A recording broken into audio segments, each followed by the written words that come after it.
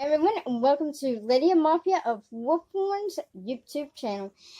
This is going to be a new playlist and a little segment I'm going to be doing because over the weekend I was asked how I did my prosthetic I wore over the weekend.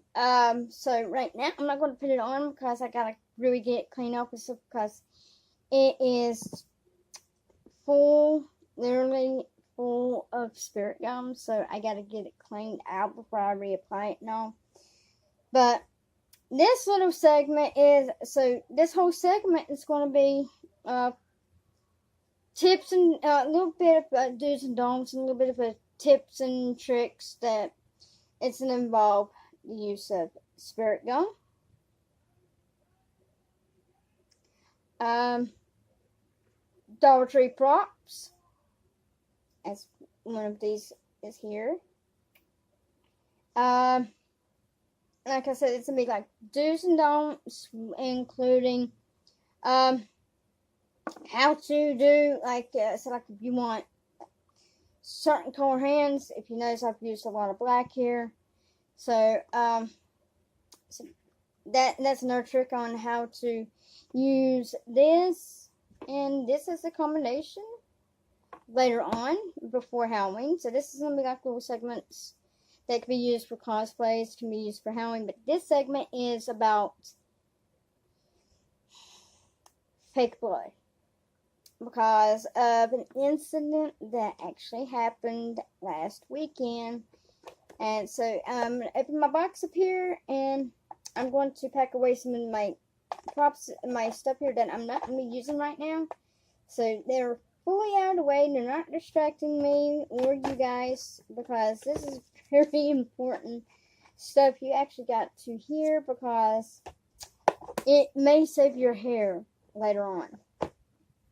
Alright, so let's get down to the story. Alright, so as everyone has, if you've watched the announcement video or my vlog, you know one thing. I work for a haunted attraction place near my home, which is only 5 minutes down the road, literally just 5 minutes down the road. So, one of my prompts I like to do while I'm there recently is I'll put blood on myself. I'll rub it on my arms and everything. Clothes is previously covered in blood, but I've been adding a little bit of blood here and there each time I wear, so it looks like new fresh blood's been applied and stuff. Well, so I can tell you right now, I have learned the do's and the don'ts of certain fake blood types to use. Alright? There's, we have blood like this, it's real thin and stuff, and it just really runs. But I will get into that later in this segment. So this is going to be coming up later. But first I'm going to go into what happened leading to having to start using this stuff. Alright, so we had a big jug of fake blood, and I asked about it because I wasn't really too sure about fake blood. Because about 2-3 years ago, I used some fake blood, and I had literally a massive reaction from it because I had some of it on my neck here and down through here and all over my face. Some people have seen the picture of it, and it was bad. Because my whole neck through here was beet red, and so I knew at that moment I was allergic to that fake blood. So for a while there, for the past, I'd say 2.5 years now,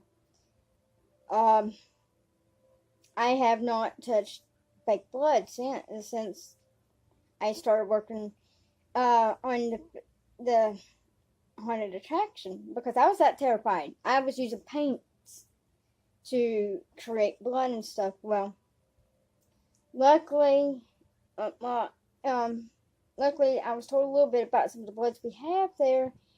Well,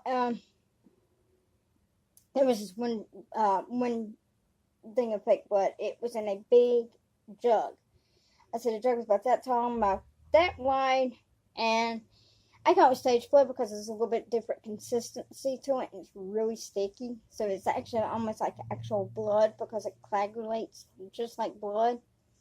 Well, I first started off when I was painting my hands and everything. I started off with that. I was painting my hands with actually started off with my black fingernail polish. So I was painting my fingers and stuff and black fingernail polish, which that is a good tip I will do later on. Probably this week I'll get some of these things out before Halloween. That way it's a little bit of a Halloween segment I'm going to be doing.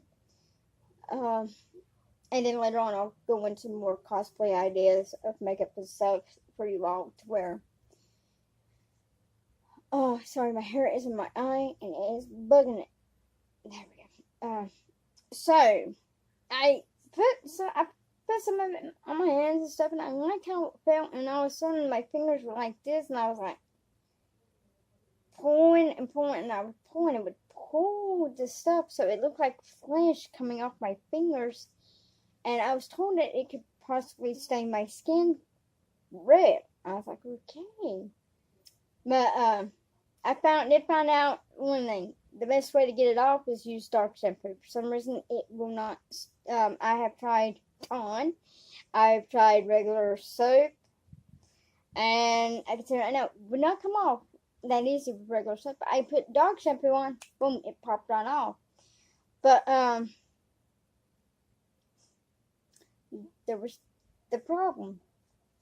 The problem is it got attached to my hair on my hands. My hair on my hands and back here a little bit.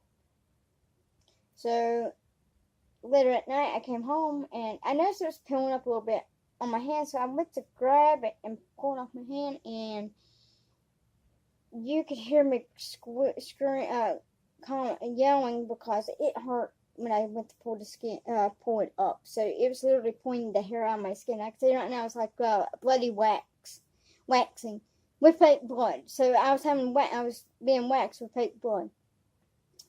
So after that, last week this time around, what I did is I shaved my arms, and I went and used the same blood again on my arms. This time it actually made it harder to get off, because there was no hair there to pull it up, and it actually did not pull up like it was supposed to. So I can tell you right now, if you ever use it, make sure you have your arms shaved and you have at least 30 to 40 minutes of free time to soak in a hot tub, as it's going to be the only way to get it off. Alright, now to the incident that I was talking about. Alright, so I'm going to pull my hair up here in the front. Alright. So, since I put it on my arms and stuff, I got my hair in it. Yes, I literally took some of my hair here, and I just crunched it up and done that, and then I went up here and here, and literally plastered the fake blood. So I went like that, and so my hair was all covered in the fake blood. Give me a second, and I will bring that video up.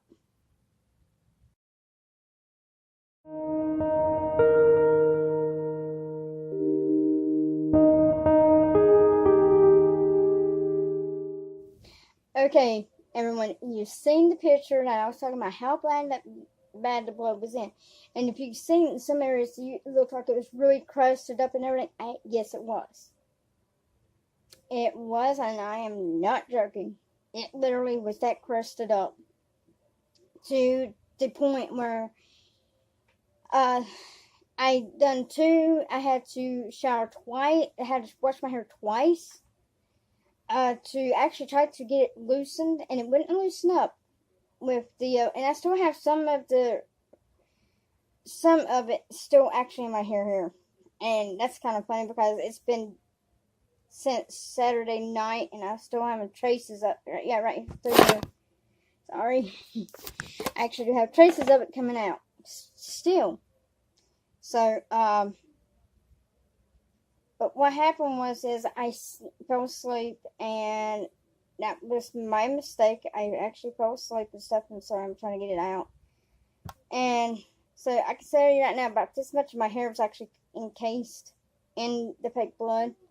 So, and up here did not help.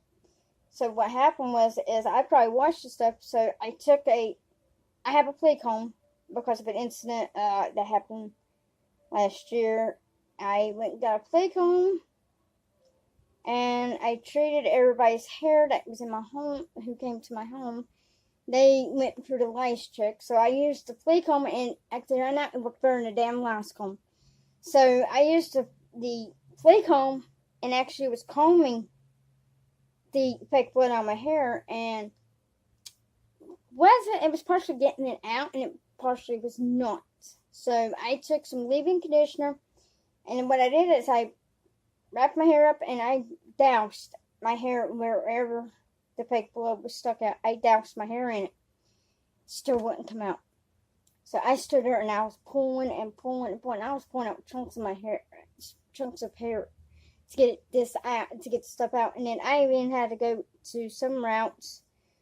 The blood that was actually up in here, that was the worst pain and the hardest to actually get out. So I cut off about, I'm going to show you guys about how much I actually I had to cut about that much out of my hair off. On this side, but yeah, actually, I had cut, yeah, you can see there is through here. There you go. There it is.